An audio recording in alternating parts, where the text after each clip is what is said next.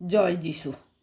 তখন যিশু চারিদিকে দৃষ্টিপাত করিয়া আপন শিষ্যদিগকে কহিলেন, যাহাদের ধন আছে তাহাদের পক্ষে ঈশ্বরের রাজ্যে প্রবেশ করা কেমন দুষ্কর। তাহার কথায় শিষ্যেরা চমৎকৃত হইলেন। কিন্তু যিশু পুনর্বার তাহাদিগকে কহিলেন, বৎসগণ, যাহারা ধনে নির্ভর করে ঈশ্বরের রাজ্যে প্রবেশ করা তাহাদের পক্ষে কেমন দুষ্কর। ঈশ্বরের রাজ্যে ধনবানের প্রবেশ করা অপেক্ষা বরং সূচির ছিদ্র দিয়া উটের যাওয়া সহজ।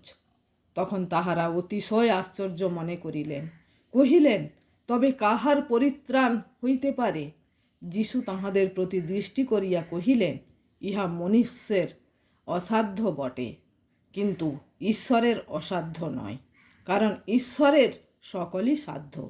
তখন পিতর তাহাকে বলিতে লাগিলেন, দেখুন, আমরা সমস্তই পরিত্যাগ করিয়া আপনার পশ্চাৎগামী হইয়াছি।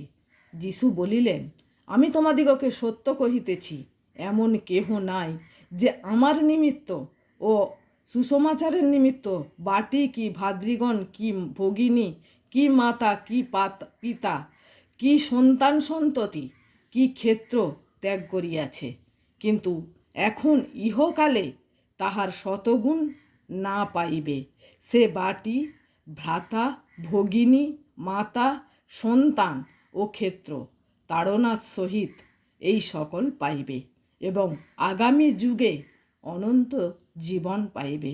কিন্তু যাহারা প্রথম এমন অনেক লোক শেষে পড়িবে, ও যাহারা শেষের তাহারা প্রথম হইবে। আমেন।